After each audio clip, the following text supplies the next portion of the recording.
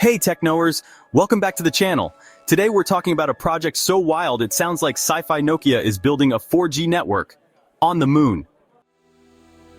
That's right, your next FaceTime call could literally be out of this world.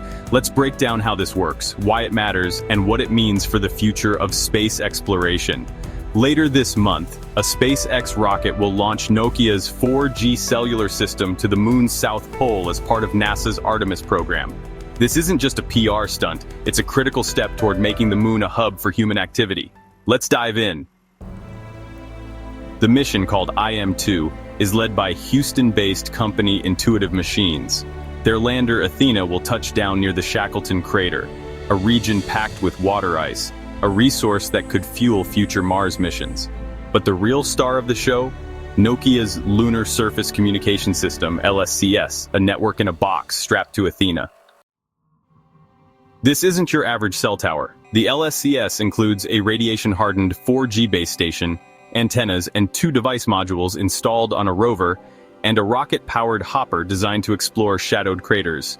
Together they'll test HD video streaming, real-time data transfer, and even autonomous navigation, all over LTE.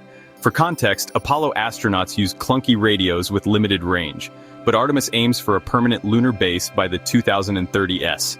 Imagine dozens of rovers, habitats, and astronauts needing seamless connectivity. That's where 4G comes in.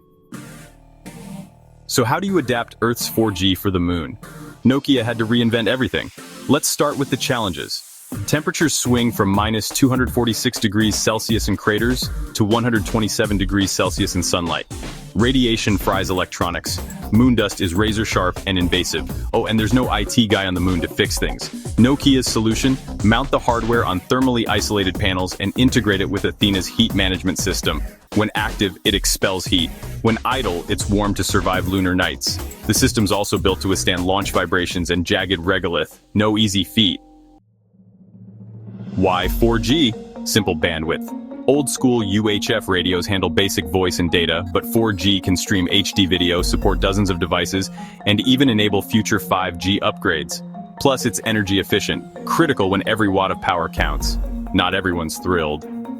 Radio astronomers warn that LTE frequencies could mess with telescopes studying the cosmos. Nokia got a temporary waiver for this mission, but will switch bands for permanent networks. Still, it's a reminder, space is getting noisy. Looking ahead, Nokia envisions a lunar economy where shared cellular infrastructure connects habitats, spacesuits, and Mars missions. Imagine astronauts video calling Earth or rovers mining ice autonomously, all on a network that scales like Earth's. Bonus? Tech developed here could revolutionize remote areas on Earth. Think Arctic bases or disaster zones. Nokia's betting big that lunar LTE is just the beginning. So, could you use your phone on the moon? Technically, yes, if it survives the trip and Nokia whitelists your device. Just don't forget your lunar SIM card.